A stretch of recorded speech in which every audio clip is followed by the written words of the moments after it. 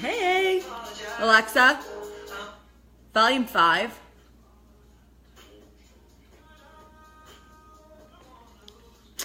Alexa, next song.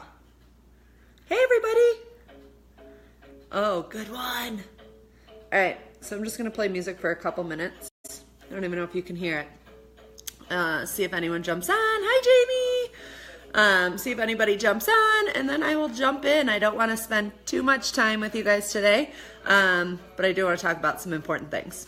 So, you guys should be really proud of me right now that my hair's done, I have makeup on, I actually have clothes on, not a robe, but we'll get into that in a minute.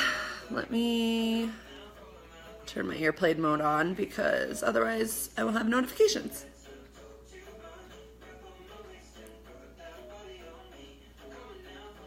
I'm drinking. Hi, Emily. I'm drinking my favorite thing in the whole wide world. It is Recovery coffee. I literally mix Recover with Four Sigmatic coffee. If you don't know what Four Sigmatic is, I can help you. It's mushroom coffee and it's amazing.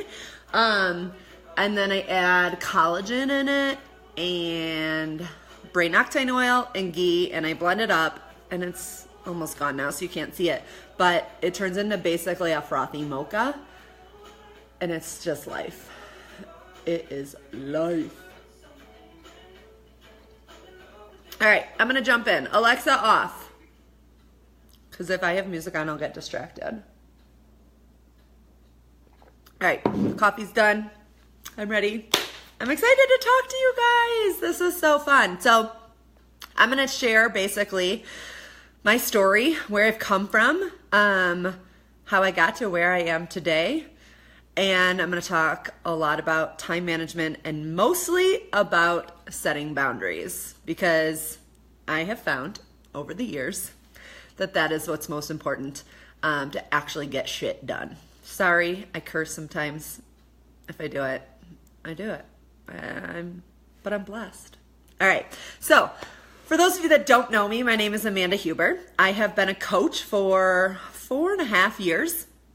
I became a coach in November of 2013, which, holy shit, that feels like so long ago. And it was so long ago. And it's crazy how much this business has like grown and changed, and it's just crazy. So if you are on, please give me some hearts, give me some love, say hi. If you are watching this live, put a 1 in the comments. If you are watching a replay, put 2. I'd love to just kind of give you guys some love back. So if you comment below, I'll comment back and just kind of say hi and give you some love. So in 2013, it was November 2013 when I became a coach. I joined a clean eating group after seeing my coach, Lindsay Gray, who's a freaking rock star. She was 25 weeks pregnant, and she kept posting all these photos and videos of her doing turbo while pregnant in her living room. And I was like, what is this girl doing? She's crazy. Now, mind you, I'm single. I have no kids. So like I didn't understand the whole pregnancy and working out thing. And I wasn't in that mindset then.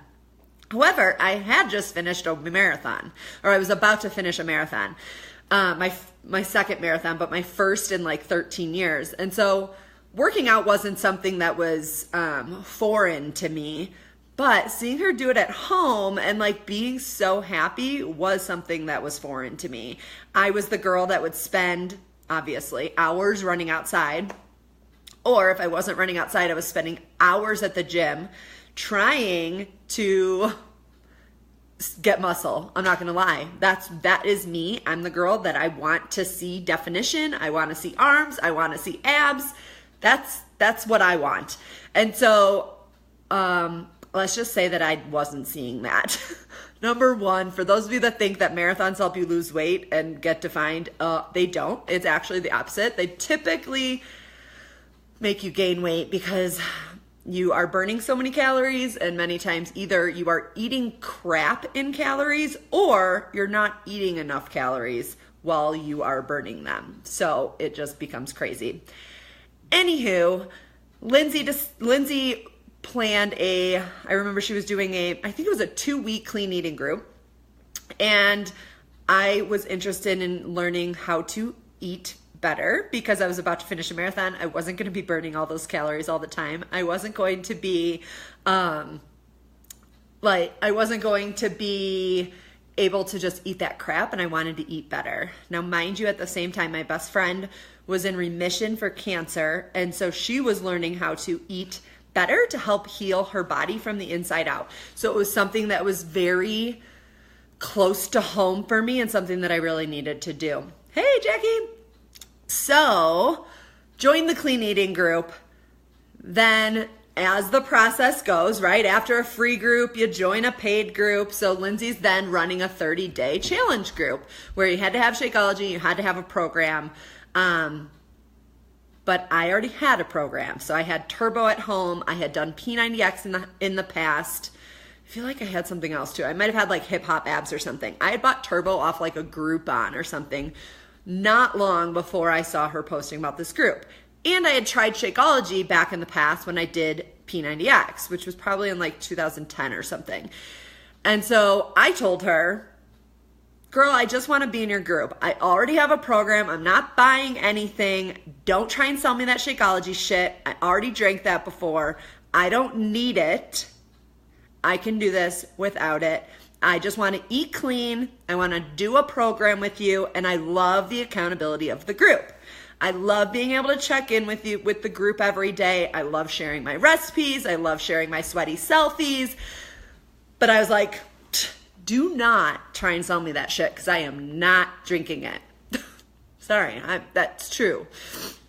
So let's fast forward probably only like 2 weeks into that group. And I was like, I need to be a coach. I need to help everybody in my life become the healthiest person that they can be. I just wanted to run clean eating groups. I wanted to help people. Obviously, what you don't know is that I'm a teacher by trade. So at the time I was, and this kind of gets into the time management. In 2013, I had just started a new job. Well, 2 years prior. I had been in the classroom for 10 years. I had moved into a leadership position. I was on my third master's degree.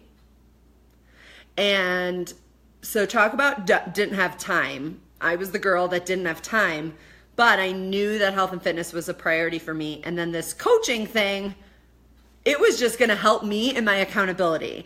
I wanted to help others so that I could help myself and stay accountable to my goals. Obviously, that's why many of us start this. Thanks, Courtney. It's dirty, but it's great. So in 2013, when I became a coach, I was all about the free group. I was terrified to ask anybody anything, and I pretty much lived on my phone helping people in these groups. We'll come back to that. Fast forward to 2014. Oh, and mind you, I'm in a relationship then too. I had just moved in with a boyfriend. We moved in with each other after 4 months. And yeah, so that was all new too. So yeah, let's keep all that in mind. 2014, fast forward, I finished that master's degree. Remember, third master's. Basically, I'd been in school for 3 years because the second two masters were back to back. Literally, I finished one in like December and started the next in January. Call me crazy, I know. But in 2014, I finished the master's, which was in school administration. I wanted to be an administrator. I wanted to be a director of technology. So I got that job. I worked hard and I applied for a bunch of positions. I got a job as a director of technology that I was super excited about. Loved it. Moved to that job that summer, so summer of 2014. Continued pushing this business. Finally ended up like selling programs, obviously, like running real challenge groups because I finally had gotten results with T25. Fast forward to 2015, ended that relationship, was then on my own in a new apartment. I actually found the Lord. My best friend, and I don't say this lightly, but just it's a part of the story. My best friend passed away in October of 2014. Due to her passing away, ending yet another relationship and being single again in this life, I found the Lord, became a believer, started, just really digging into the Bible and all of that. So if you're a believer, give me some love because I love you. And then 2016, I finally ended up becoming super unhappy in my job. Like I thought that getting all these master's degrees, for those of you that don't understand education, you basically, to make more money, you have to go back to school. And so hence the continued master's degrees. And I was just one that I thought I wanted to move up in the ladder and make more change in education. But unfortunately, by like 2016, I'm in this administrator role. It's supposed to be the top of my career, super happy, and I just wasn't. It wasn't fulfilling me. This job, coaching, doing what I'm doing right now, sharing this love with you, this is where the passion was. And so I became super unhappy, started thinking about leaving that career, which sounded crazy to me because the money was outstanding, but the zero fulfillment, the negativity was just bringing me down. So in 2017, beginning of 2017, I decided that I was quitting that job and moving to Denver. So here I am, 8 months into my venture as a full-time coach and living in Denver. And I've learned so much in this business. And one of the biggest things that I've learned is setting boundaries. So I'm going to kind of go through some of that with you, kind of through the years, kind of what happened working full-time, because I know many of you still work full-time, and then kind of what it looks like now not working full-time. However, I feel like what I do now still is applicable to those that work full-time. So let's back up. When you first become a coach, you are so excited, so passionate, you just want to help everybody, and you live on your phone. Don't lie. Comment below if you are the one that you feel like you live on your phone, that you are always responding immediately, you have notifications going off all day long, and it may make you really anxious, but you don't know any other way. You feel that like you have to always be responding to somebody. And I get it. It's because you have this fear that if you don't respond right away, that they're going to go find somebody else because there's so many of us, right? So like they could join anybody. But here's the deal. Here is the deal with that. They are not going to just join anybody if you are their person. People join us in this business for us, not for Beachbody, not for a program, not for Shakeology, not for Energize, not for Beachbody bars. Like they join for us. And I didn't understand that at the beginning of this business. So I literally would constantly be on my phone responding right away because I was worried I was going to miss that sale. I didn't get it. Okay? That probably lasted for about, I don't even know, maybe like 2 years. I feel like 2013, 2014 were I was the end of 2013, so like maybe not a full 2 years, but during that time, I felt like I just lived on my phone. And to be honest, it didn't bother me then. I didn't feel like it affected much of my life, possibly my job, because I was finding so much excitement in it, and maybe I wasn't very happy in my career, and so I was spending more time on this job. But I soon got burnt out. And I was like, what is wrong? Why do I not want to do this anymore? And it's the burnout. It's the like, you feel like you are at everybody's beck and call and not at your own, and you're not taking care of yourself, and you're not setting boundaries for yourself. And if you're not setting boundaries for yourself and your life, you're never going to feel fulfilled, and you're going to feel like you're never getting any love, and you're always giving the love. So you have to set those boundaries. Now, here's the deal also. Obviously, this business is our lifestyle. We're basically selling our lifestyle, right? Like, I say this all the time. Like, my job is social media, sharing my lifestyle, like sharing my life with the world to let them know that they can do this too. So it can feel really hard sometimes to set boundaries, but it can be done. I've done it. I had to do some things that I'm going to share with you in a second that seriously helped to set those boundaries. Number one is, and I'm sure you've heard it before, to set business hours. Set the time that you are working, and you need to share that with your family. Now, I'm single, guys, so I don't have a family. I don't even have a significant other, but I do have friends, and I'm dating and all of those things. So I do have other things in my life that I need to set boundaries around.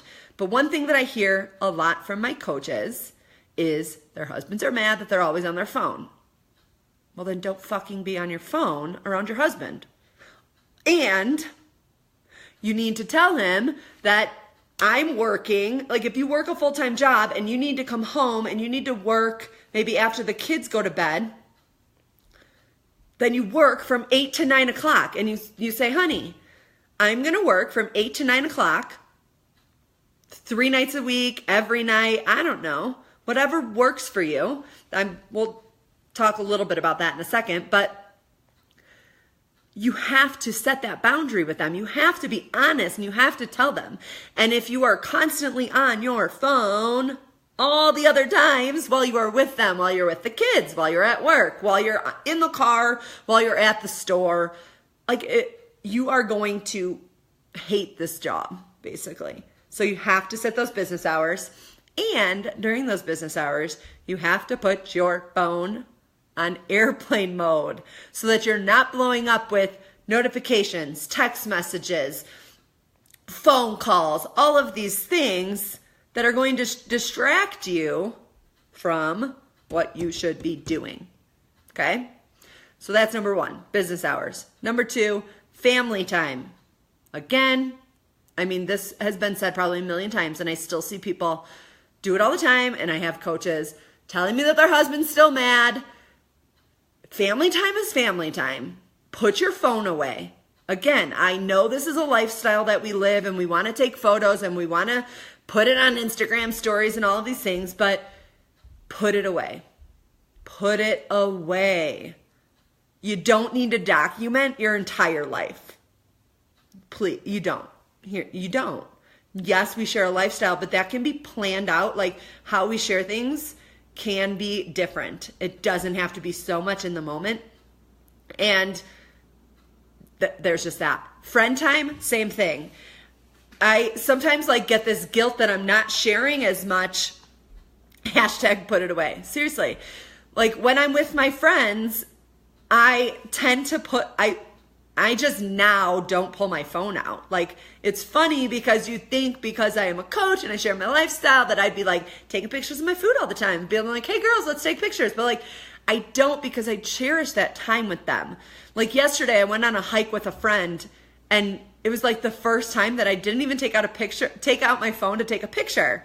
And it was pretty eye-opening to me that I was so present in the moment. I wasn't thinking about business. I was just enjoying my time with a friend. And that is what it's about. You have to set those boundaries for yourself. Or again, you're going to freaking get burnt out. Posting.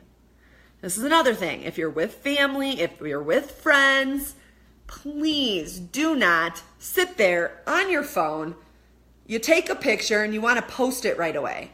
Things don't need to be posted right away. We need to get out of that mindset that like we need to share because it happened right now, so I need to share it right now. No, it doesn't. It can be shared later when you get home that night. It can be shared the next morning. And be intentional about your posting. If you're sitting there, at least for me, I cannot focus and be like intentional with what I'm sharing if I'm sitting there with other people. Maybe it's my squirrel brain and my ADD and I cannot focus. If other people are having a conversation, I could never do that. But I see people doing it all the time. I'm going to call my sister out because she does this all the time. And I don't know how she does it. Sorry, she. Love you so much. But she does this all the time. She will sit there and try and post something as we are all in the room. The kids are there. I'm there. My mom's there. We're all having a conversation and she's sitting there on her phone trying to post something. No. And you know why she's trying to do that? Because she doesn't feel like she has the time later and she doesn't have that time scheduled later. Or she didn't have the time scheduled earlier in the day or the next morning, whenever it is. So you feel like you have to do it then, and you don't. You need to be more intentional, and we're going to talk about kind of how I plan my week and what I do with that now. Notifications. This is another thing that I probably did about 2, maybe more years ago. So I turned all freaking notifications off my phone. The only notifications that come through on my phone are text messages and phone calls. Everything else is turned off.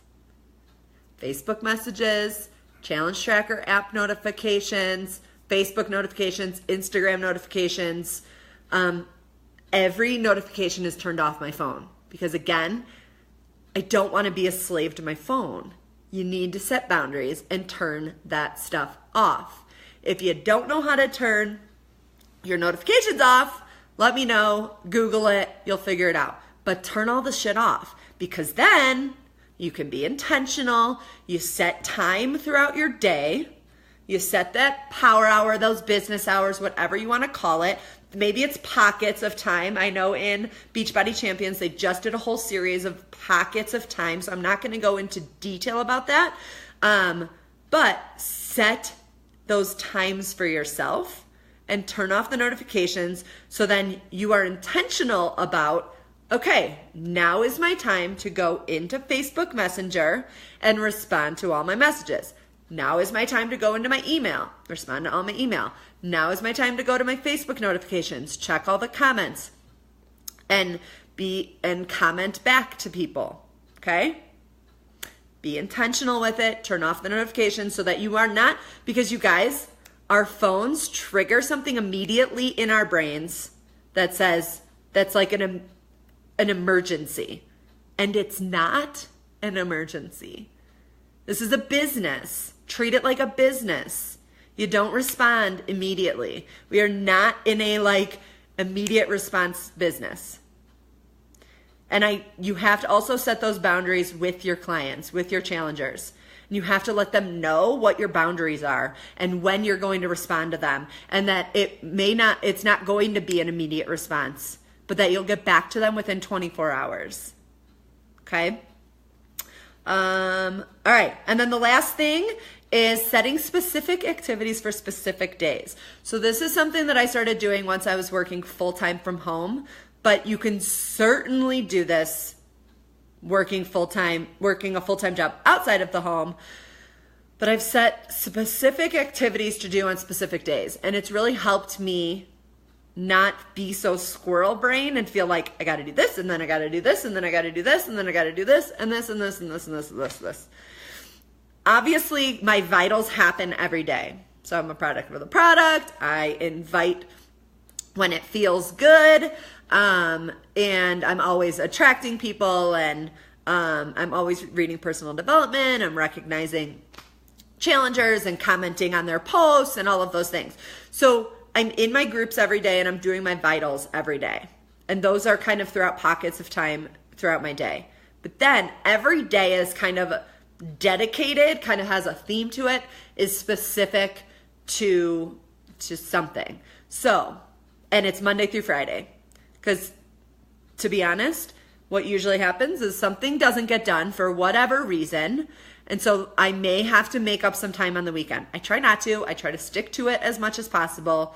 But life happens sometimes. So Mondays are kind of my plan, my weekdays, my planning groups, planning kind of, just like kind of planning the week, planning my groups, all of that stuff. Not necessarily scheduling posts, but like thinking through the week and like what needs to happen, what are my goals for the end of the week. Like that is my primary goal on Mondays. I don't like overdo it because it's Monday. Like obviously, like I said, I'm still in there checking with my groups, checking in with my clients, all of that stuff. But like my main focus is kind of planning that stuff. Tuesdays and Thursdays, but typically those are kind of a little bit different. So Tuesdays are more client days. They're a little bit more specific. I am very intentional on inviting on Tuesdays. It's just the day I picked. You don't have to have this same days as me. I'm messaging people more on Tuesdays. It's just something that has helped me, is to not feel like this pressure of like all this stuff every single day, but Tuesdays are kind of more client specific days. Wednesdays are writing days. So it might be writing my posts for the next week, which we'll talk about in a second. Writing a blog post, writing something on my website. So writing, planning kind of posts, researching, all that kind of stuff is kind of my focus on Wednesdays. Thursdays are definitely my check-in with my clients. Every single Thursday, they get a one-on-one message with me. I started this, a few months ago, and they love it. Love hearing from me every Thursday. And there's been a couple Thursdays that I haven't gotten it done, and I've pushed it to Friday, and I've gotten messages like, where were you? Where were you yesterday? And it's just, I do a voice message, just checking in, seeing how they're doing. I'll check kind of in the Challenge Tracker app if they've gotten their workouts checked in that week and their shakes, and then I'm able to message them individually and just do a one-on-one message with them. Not that that doesn't happen throughout the week as well, but let's be honest, when I left it up to chance for that to happen, sometimes I wouldn't hear from them, and other times I wasn't intentional about it and it wouldn't happen on my end either. So setting a day for it and telling them, which holds me accountable, telling my clients that Thursdays you're going to hear from me. We're going to do a weekly check-in every Thursday. That has helped so much kind of take that overwhelm and that pressure off. And then lastly, Fridays are my social media scheduling. So I've done some writing on Wednesdays. Sometimes I'm finishing writing on Fridays. And then I am scheduling posts, especially with Instagram. Obviously, I don't schedule my Facebook posts, but I've been trying to be more intentional of planning them out so that they're not posted in the moment. Because to be honest, for me, and this is for me and it's not for everybody. I know some people who are really great at getting an idea and getting it on paper or getting it in a post and getting it out. It doesn't work very well for me. So for me, I need to be more structured and I need to have this routine and I need to plan things ahead of time so that I don't not post, because for me, I would get overwhelmed and I wouldn't feel like I had anything to post, and so then I wouldn't post anything at all, or I would post something that really was not intentional or not very helpful or just something random because I felt like I needed to post, right? But for Instagram, I schedule my posts. So I have two different apps that I have used, and I like both. One is called Later, and one is called Planoly. They are exactly the same thing, so you can use either one. But basically what's really nice, you can, as you're kind of taking pictures, because you should be taking pictures throughout your week, kind of whenever, and again, remember, you don't need to post them immediately. You're taking in pictures kind of with intention, and then to be used later for posting. So you can upload these pictures right into the Later app or Planoly app, whichever one you use. Let's just talk Planoly. So I upload pictures into Planoly, and then like today, after this is my plan for today, is to schedule everything for next week. And I do one post a day on Instagram. And then like the stuff that does happen in the moment is more Instagram stories. But I do one post a day. You can do 2, but I honestly wouldn't go more than 2.